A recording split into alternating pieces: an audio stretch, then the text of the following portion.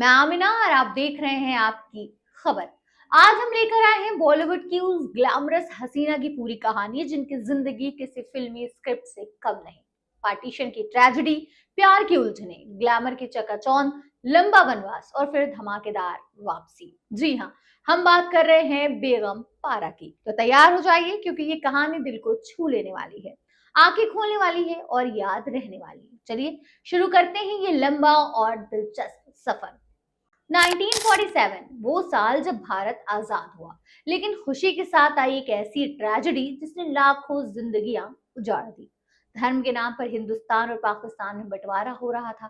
ट्रेनें लाशों से भर कर आ रही थी, गांव जल रहे थे, बच्चे अनाथ हो रहे थे, माँ बाप अपने बच्चों से बिछड़ रहे थे। अंग्रेज तो चले गए, लेकिन उन्होंने पीछे छोड़ा एक ऐसा जख्म जो आज भी नहीं भरा। लोग मजबूरन अपना सब कुछ छोड़कर भाग रहे थे, कोई लाहौर से अमृतसर तो कोई दिल्ली से कराची। हर क्लास अफेक्टेड था, किसान, व्यापारी, डॉक्टर, वकील और हाँ, बॉलीवुड स्टार्स भी। जी हाँ, कई सेलिब्रिटीज को ये दर्द झेलना पड़ा। कोई पाकिस्तान चला गया, कोई इंडिया में रुक गया। लेकिन आज हम बात करेंगे एक ऐसी एक्ट्रेस की जिन्होंने दोनों तरफ की जिंदगियां जिया, बेगम पार।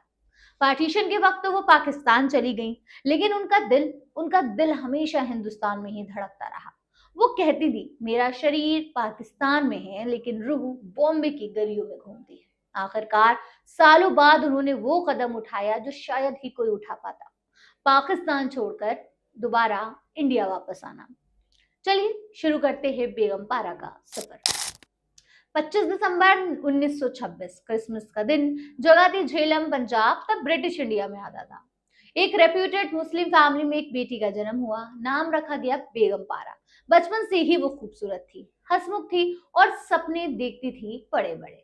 उनकी फैमिली का बॉलीवुड से गहरा नाता था और फिर आई वो शादी जिसने उनकी जिंदगी हमेशा के लिए बदल दी, दिलीप कुमार के छोटे भाई नासिर खान से। जी हाँ, वही दिलीप कुमार जिन्हें हम ट्रेजेडी किंग से जानते हैं। नासिर खान खुद भी अभिनेता थे, एक्टर थे, लेकिन उनके बड़े भाई की इमेज इतनी ज्यादा हाई थी कि वो कभी आगे नहीं बढ़ पाए। शादी के बाद जिंदगी खुशहाल थी। कपल के 3 बच्चे हुए, 2 बेटे और 1 बेटी। उनमें से एक आज के मशहूर एक्टर अयूब खान हैं, जिन्हें आप उत्तरण और शक्ति सीरियल से जानते हो। 1947 में जब बंटवारा हुआ, नासिर खान ने फैसला लिया कि वो पाकिस्तान में ही रहेंगे। बेगम पारा उनके साथ चली गई। लाहौर में नई जिंदगी शुरू हुई, लेकिन वहां का माहौल, वहां की फिल्म इंडस्ट्री कुछ भी बॉम्बे जैसा नहीं। बेगम पारा अंदर से टूट रही थी। वो बॉम्बे की चकाचौंध को मिस करते थे, स्टूडियो के लाइट्स, कैमरे की चमक, फैंस की तालियां, लेकिन परिवार के लिए चुप रहे। सालों गुजरे, बच्चे बड़े होने लगे, फिर आया वो दर्दनाक पल। 1974 में नासिर खान का इंतकाल, सिर्फ 48 साल की उम्र में। बेगम पारा अकेली पड़ गई, 3 बच्चे, कोई सहारा नहीं। लेकिन उन्होंने हार नहीं मानी। उन्होंने फैसला लिया, अब वापस जाना है, अपने देश हिंदुस्तान लौटना है। 1975 का वो साल, बेगम पारा बच्चों को लेकर इंडिया लौट आई। लेकिन आसान नहीं था। पाकिस्तान से इंडिया आना, वो भी उस दौर में, नागरिकता, वीजा, लीगल प्रोसीजर सब मुश्किल। लेकिन सिर्फ 2 साल यानी 1977 में उन्हें भारतीय नागरिकता मिल गई। ये कोई छोटी बात नहीं थी। वो दौर था जब दोनों देशों के बीच तनाव चरम पर था। लेकिन बेगम पारा ने साबित कर दिया कि प्यार और जड़ों की पुकार किसी सरहद से बड़ी नहीं होती। अब बात करते हैं उनके फिल्मी करियर की। बेगम पारा का बॉलीवुड डेब्यू हुआ 1944 में फिल्म चांद से। उस दौर में वो बेहद खूबसूरत और बोल्ड एक्ट्रेस थी। उनकी आंखें, उनका अंदाज, फैंस दीवाने थे। इसके बाद आई एक के बाद एक हिट फिल्में, सुहागरात, नया दौर, देवानंद के साथ लैला मजनू, किस्मत का खेल वगैरह वगैरह। वो दौर था जब हीरोइन सिर्फ गाने और रोने के लिए ही होती थी। लेकिन बेगम पारा ने एक अलग तरह की बोल्डनेस थी। वो किरदार निभाती थी जो स्ट्रॉन्ग, कॉन्फिडेंट और ग्लैमरस होते थे।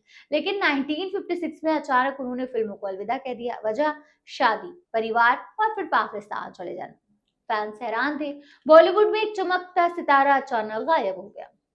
खैर, अब आते हैं उस पल पर जिस पर बेगम पारा को अमर कर दिया। साल था 1951। अमेरिकी मैगजीन लाइफ ने भारत की ग्लैमरस एक्ट्रेसेस पर एक फोटोशूट करवाया। फोटोग्राफर थे मशहूर जेम्स बुर्क। बेगम पारा ने सफेद साड़ी पहनी, बाल खुले, होठों पर लाल लिपस्टिक लगाई और हाथ में क्या लिया? सिगरेट। वो पोज जिसमें वो सिगरेट का कश लगा रही थी, उस दौर में रेवोल्यूशनरी था, क्रांतिकारी था। पूरे बॉलीवुड में हंगामा मच गया। कोई कह रहा था ये तो बहुत बोल्ड है, कोई कह रहा था ये तो वेस्टर्न कल्चर है, लेकिन सच ये था कि बेगम पारा रातों रात सुपरस्टार बन गए। ये था इंडिया का पहला ग्लैमरस बोल्ड फोटोशूट। बेगम पारा ने सब देखे, फिल्में छोड़ी, पाकिस्तान गई, इंडियन वापस लौटी, नागरिकता ली, जिंदगी चलती रही।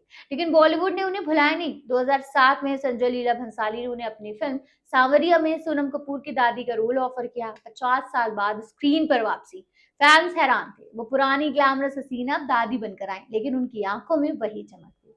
उनका डायलॉग डिलीवरी, उनका अंदाज लाजवाब, लेकिन किस्मत को कुछ और ही मंजूर था। ठीक एक साल बाद 9 दिसंबर 2008 को नींद में ही उनका निधन हो गया और बॉलीवुड ने एक और सितारा खो दिया। बेगम पारा सिर्फ एक एक्ट्रेस नहीं थी, वो थी partition victim, strong mother, queen of glamour, an example of boldness, an inspiration for a comeback. उनकी जिंदगी सिखाती है कि चाहे कितनी भी मुश्किलें आए, अगर हौसला हो तो इंसान कुछ भी कर सकता है। तो फ्रेंड्स, ये थी बेगम पारा की पूरी कहानी, जन्म से लेकर आखिरी सांस तक, पार्टीशन की ट्रेजेडी से बॉलीवुड की चकाचौंध तक। अगर आपको ये वीडियो पसंद आया हो तो लाइक शेयर और सब्सक्राइब करें। मिलते हैं अगले शनिवार एक और ऐसी ही एक्ट्रेस के दिलचस्प किस्सों के साथ। बने रहिए और देखते रहिए आपकी खबर।